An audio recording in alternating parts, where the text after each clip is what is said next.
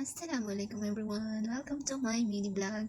So, samahan niyo po ako sa aming pagpunta ng disyerto. So, alhamdulillah kasi I survived 4 days. Alam niyo naman po sa mga OFW kung gaano ka-hassle o kahirap na mapunta sa disyerto.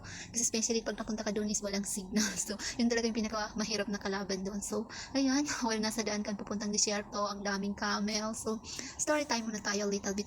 Favorite talaga ng amo ko yung disyerto. So, every year talaga 2 beses o 3 beses sila pumupunta sa disyerto para mag-unwind. So, yun talaga yung family time nila, family bonding nila kasi pag nandoon, walang cellphone, may cellphone sila, hindi nila nahawakan kasi useless naman, walang signal. So, pag winter time talaga, sinusulit talaga nila yung family time nila. So, sa disyerto talaga sila pumupunta. So, 4 days sila doon. Sa Arabic nga is, ang laging sinasabi ng amo ko is, Nais Pilhayat al-Badu.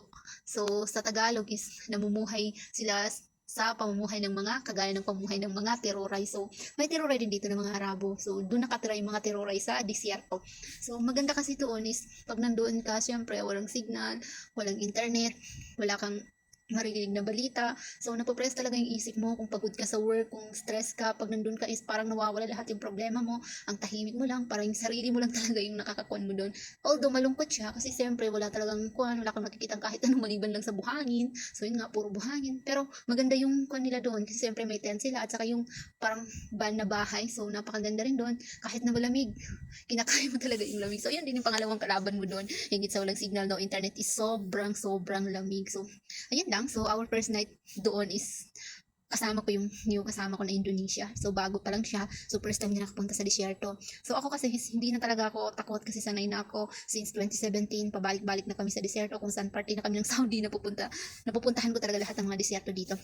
So, sinasama kasi ako lagi ng amo ko. So, ayun nga. So, yung kasama ko na bago na Indonesia ay nung gabi na siguro mga 2 AM, nagising siya kasi narinig na yung mga camel na naglalakad. So, pinagising niya ako. Sabi niya, Huda. Sabi ko, ano yun? Sabi niya, may tao.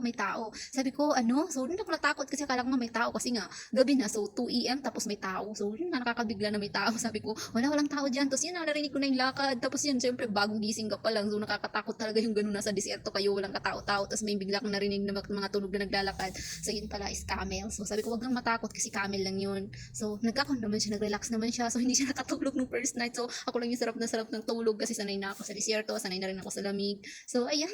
Grabe no, ang haba ng storytelling ko. So, ayan nga po. Natapos na rin yung araw, so nakasurvive namin yung isang gabi na sobrang lamig. Ala, grabe. So, dyan is maaga talaga gumigising. 5 AM gising na kami kasi 6 AM yung breakfast nila, ang agaga nilang mag-breakfast. So, ayun na yung talaga yung pinaka-hassle doon is mahirap gumalaw kasi sobrang lamig pag umaga talaga. So, but worth it naman and happy na nakapag-unwind din ako kasama mga amo ko. Less stress pag nandiyan ka. So, alhamdulillah, yan lang kahit na hindi naman ganoon kasaya. Siyempre, masaya sila kasi nandun yung pamilya nila, banding-banding sila. So, ikaw nakatulong, nasa tabi lang. So, but alhamdulillah pa rin kasi survive ko yung 4 days na no signal, no connection sa internet, walang kausap na kahit sino. So, yun lang. We have to be thankful for everything. So, alhamdulillah. So, ayun, hanggang dito na lang ang aking mini vlog. So, ang haba ng aking storytelling no. So, ayan. Thank you po sa panonood. If you are watching, so keep watching po. So, please support my video. So, I want to start like a vlogging na, recording everything, or just like a memory. So, if may manonood is, thank you so much. If wala naman is, thank you. Kasi nga, parang memory lang naman siya na hindi mo makakalimutan. Siyempre, pag namiss mo, pwede mo panoorin. At hanggang dito na lang.